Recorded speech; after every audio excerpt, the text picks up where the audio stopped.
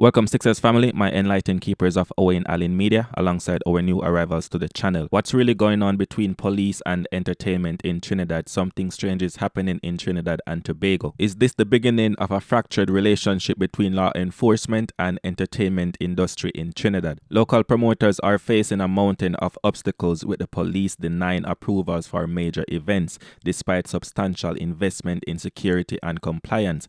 Two important cases showcase the issue. Cancelled birthday celebration for popular Trinidad artist Kman 6ix and Prezzi 7. If you're new to the channel, welcome and make sure to subscribe to get all our latest videos. Kman 6ix was left devastated by the rejection of his event. In an Instagram post, Kman 6ix shared his pain, saying, "The police basically said they hate me and I am the worst thing to happen to Trinidad. Anybody have a start over pill?" The artist is hurt that the police officers who don't know him personally would view him as a villain in his own country. And it's not just Kman 6ix frustrated with the situation, it's a growing frustration within the entertainment community as they feel unfairly targeted despite trying to follow the rules. Prezzi 7, who hired 170 police officers and spent 170,000 TT, that's about 25k here in the US. That's a lot of money, and Prezzi spent that money on the police for their services for his Juve event. And even after spending that much money, Prezzi event was also blocked.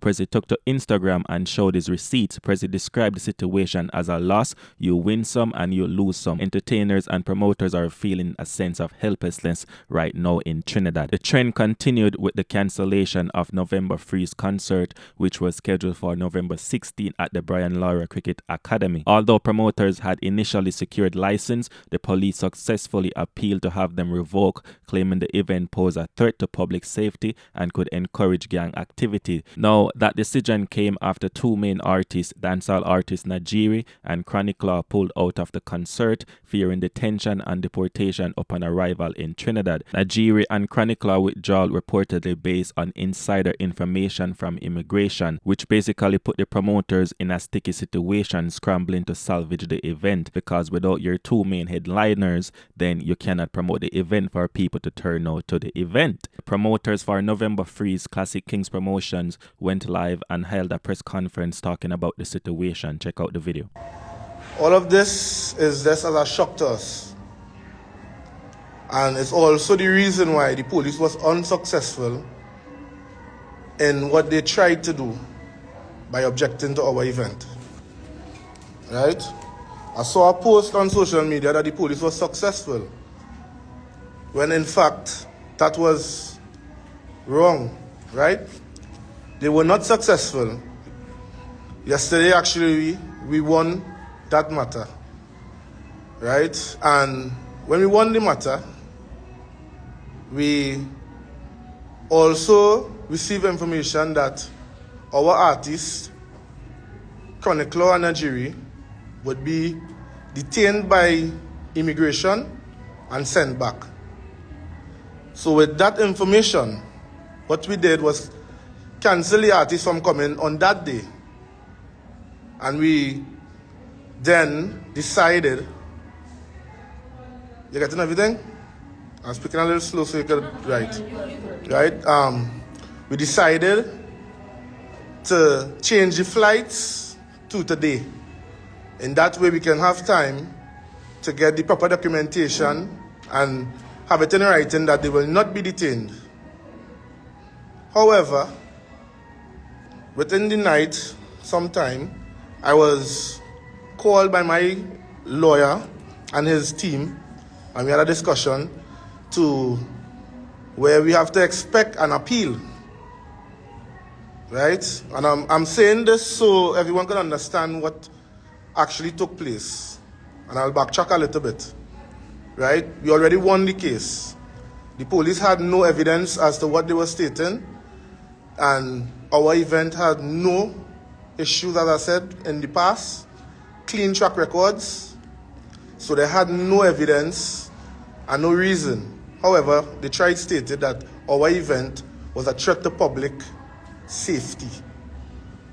With no evidence, somebody just wake up one day and decide, you know what, we have no crime fighting tactics, let's blame the feds. So we had to look out for this for Carnival, but this is not about that. This is about November Freeze right now. right? But we gotta look out for that, other promoters. So stand with us, right? Let me not backtrack too far now. We're going back to the story of what's going on. We won the case, they appealed. Now, everything has to be in time with other things. Things are out of our control. For example, our venue. This license is supposed to be presented to the venue a week in advance. Now, given our clean track record and our business of dealing with this venue, they have allowed us to wait to this moment, right? Now, the police, as I said, they lost the matter.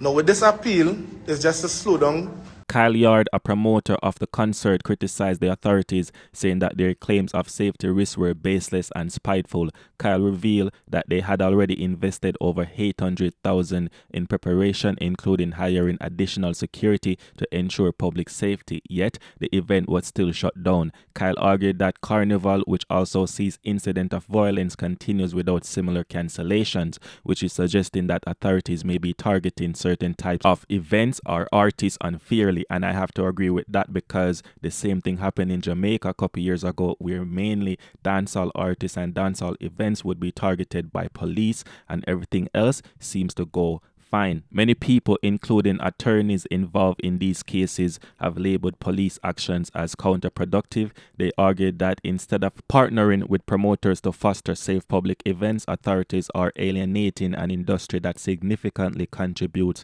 to the economy and culture. While the police defend their stance as necessary for saving lives, the lack of consistency in approving events raise questions about fairness and transparency in the process. Now, let's look at the timing of this shutdown real quick, because this crackdown comes at a time when crime in Trinidad have relatively calm compared to prior years. Yet the measures against entertainment events have intensified. Promoters are investing heavily in safety measures, hiring police and following regulations, only to see their efforts undermined by sudden cancellation. I am asking question why similar scrutiny wasn't applied during periods of higher crime rate. People are not stupid, and people suspicions about the motives behind these actions are not entirely wrong. And I don't want people to get me wrong. Don't get me wrong. While public safety is essential, this approach by the police risks stifling legitimate business opportunities and alienating investors in the entertainment sector.